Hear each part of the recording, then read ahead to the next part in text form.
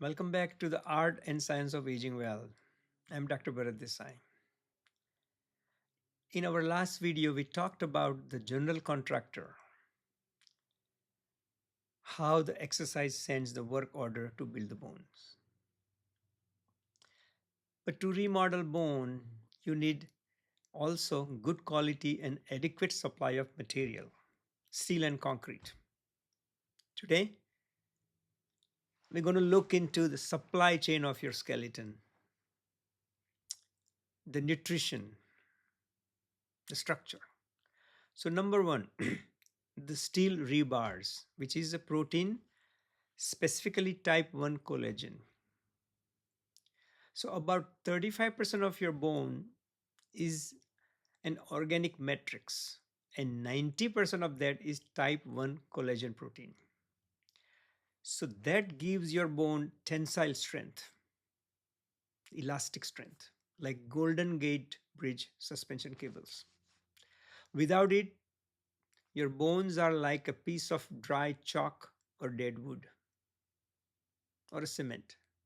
Hard, but so brittle they will snap or shatter on impact. So the body does not absorb collagen directly from food. All protein is broken down into amino acids. And to build type 1 collagen of bone for bone, you need glycine, proline, and hydroxyproline, three amino acids.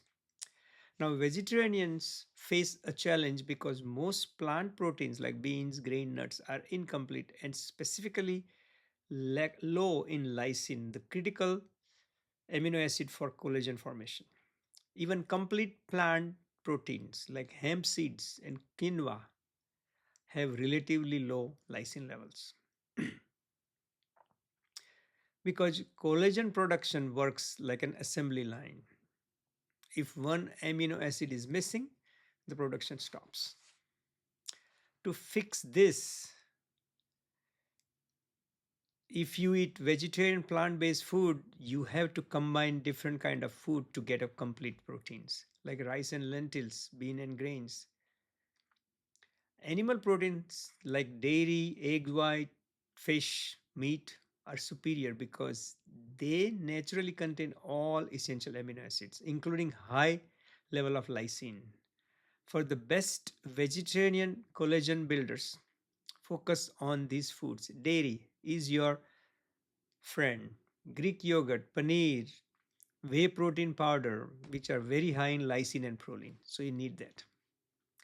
Tofu and tempeh are the strongest complete plant proteins and contains genistein to help protect existing collagen.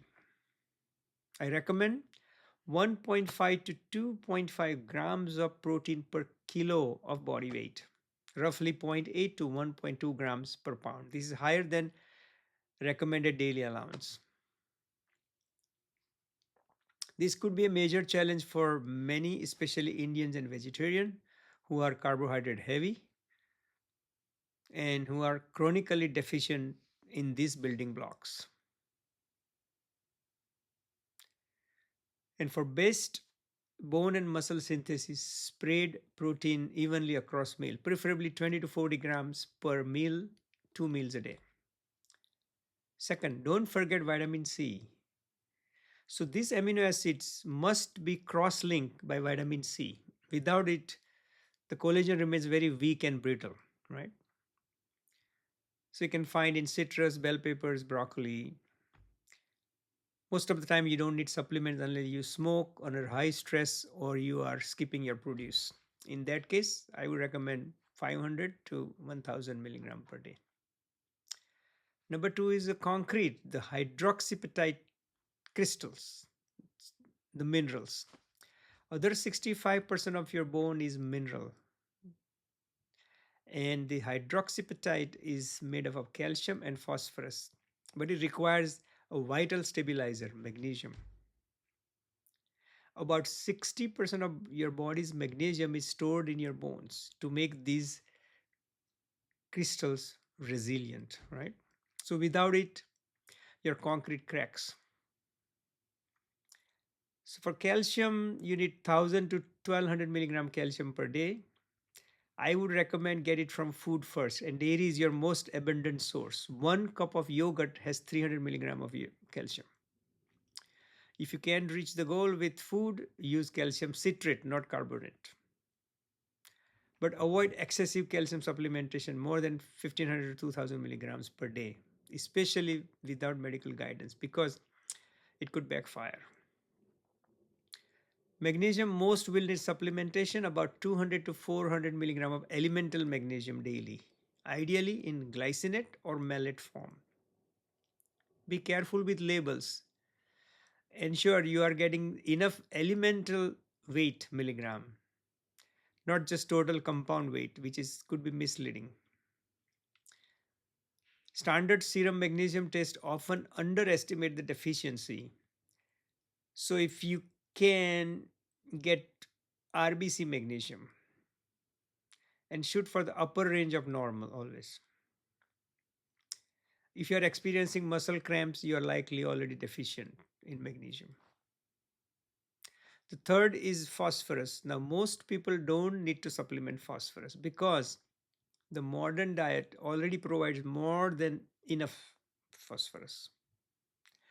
In fact, excess phosphorus, especially from processed foods and sodas, can negatively affect bone health by increasing your parathyroid hormone, parathyroid gland, which leaches calcium from bones. So now you not only just need these minerals, but you need a logistic team. And what is that? That's a vitamin D3 and K2. You can eat all the calcium in the world, but without this logistic team, it never reaches the job site. So vitamin D helps calcium get absorbed from the gut into the blood. And vitamin K2 tells calcium where to go. It activates osteocalcin, a protein that acts like a magnet, locking calcium into the bone matrix. So without K2, that calcium does not go into the bone, it ends up in your arteries and you get atherosclerosis. Now, sunlight is the most efficient and natural source of vitamin D. The brief midday exposure, you need midday to get the ultraviolet lights. About 10 to 30 minutes, 20 to 20 minutes on arms and legs, depending on your skin tone, latitude, season, and age, can generate about 2 to 3,000 units of vitamin D3. Now, sunscreen can reduce the vitamin D synthesis. So remember that. What about this cancer, melanoma risk with sunlight? And that is overstated. Short, non burning sun exposure is generally safe. The real risk comes from excessive exposure and repeated sunburns. Most will need vitamin D3 supplement and K2 supplement. For D3, I would recommend cholecalciferol 2000 to 5000 units a day, ideally guided by blood levels. My advice, aim for an optimal blood level of 50 to 80 nanograms per milliliter of vitamin D. If you are at the lower end of the reference, like in 30s, I recommend 50,000 international unit once a week for 3 months, then 5,000 daily. Prescription may be needed for that. For K2, use MK7 form, 200 micrograms per day. You don't usually need to check your K2 level. Now, other thing to remember, both D3 and K2 are fat soluble vitamins. So you should take them with fat and may need a higher dose if you are on a quote unquote heart healthy low fat diet, which is a myth. Now, number 4 are the stress minerals. So these are fine tuning tools to weave the collagen into the mineral. Boron, which extends half life of vitamin D and estrogen.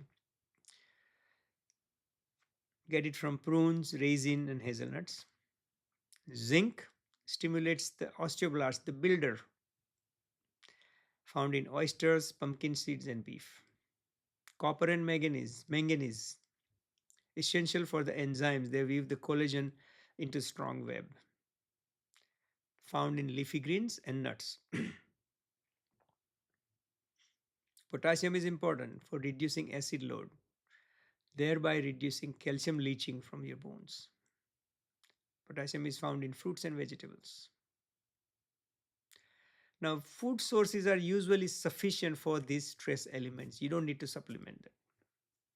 Unless your diet is so poor, is not varied, or heavily dependent on ultra processed food, then you may be deficient and you may need supplements. Now, there are thieves. What do you mean by that? So, these are the thieves which steal materials from your body. Sodium. So, high salt diet, if it's very high salt diet, cause your kidney to leak calcium into your urine, so your calcium get depleted. The spinach. The spinach is loaded with oxalates that locks up calcium so you can't use it. So to get the same usable calcium as one glass of milk, you would have to eat 16 servings of raw spinach. Now, dairy often gets a bad rap in the media, whether it's casein, lactose, cancer risk, or contamination concerns, right? But much of this is a myth. Biologically, dairy is one of the most efficient and bioavailable sources of calcium, along with the high quality protein, good fat, and a lot of other vitamins. It has been consumed for thousands of years and is well tolerated by most people. However, some individual may have lactose intolerance or milk allergy, and they have to be careful. As I said again, for vegetarians, dairy, especially fermented dairy like yogurt and cheese, is your best friend, helping fill the important nutritional gaps. Now, if you're avoiding dairy for any reason, then stick to low oxalate greens like kale or bok choy instead of spinach. Now, the last topic is blood level conundrum. Your blood calcium and magnesium levels can be normal, yet your body may be drawing these minerals from bone to maintain them.